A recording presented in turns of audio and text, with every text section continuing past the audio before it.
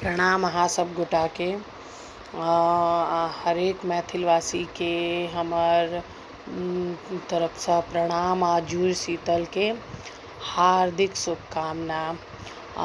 एही सब संगे देखियो हमहूँ अपन आइ के जे रिचुअल्स होइए अपना सबके जे मैथिल परंपरा है कि 22 पावन मनबऽ के से हमहूँ मनेलहुँ। पूजा पाठ आदि साफ सफाई सब निवृत्त भऽ कऽ पूजा पाठ के बाद अपन दहलीज पूजा ई जे होइए चूल्हा पूजा से करऽ के बाद जेना जे सब होइए से हमहूँ कंप्लीट केलहुँ।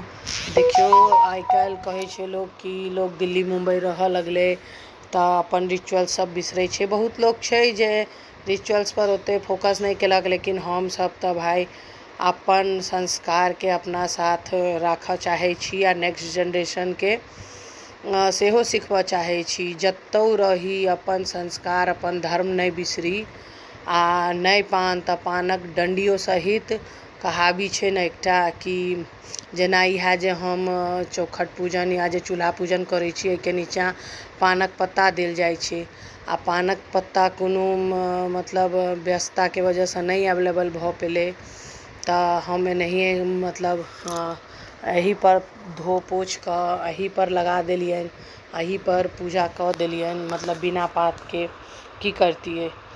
ओना हमर सासू माँ आयल छलखिन हेँ, हुनका आइ हॉस्पिटल लऽ जेबाक छलनि हेँ, तही हड़बड़ीमे ई बिसरि गेलियै। तऽ हम कहलियै चलू पहिले ओ काज जरूरी तहन भगवतीके मनाबी। तऽ हमर सबके तऽ इएह अइ, हमसब तऽ कोशिश करै छी कि भैया नेक्स्ट जनरेशनोके अपनो सीखी आ नहीं बिसरी रिचुअल्स अपन मैथिलके आ मिथिलाके आ नहि हम चाहब कि हमर नेक्स्ट जनरेशन बिसरै। अपन धरोहर बचेने राखी, इएह आशा के साथ जय मिथिला जय मैथिली।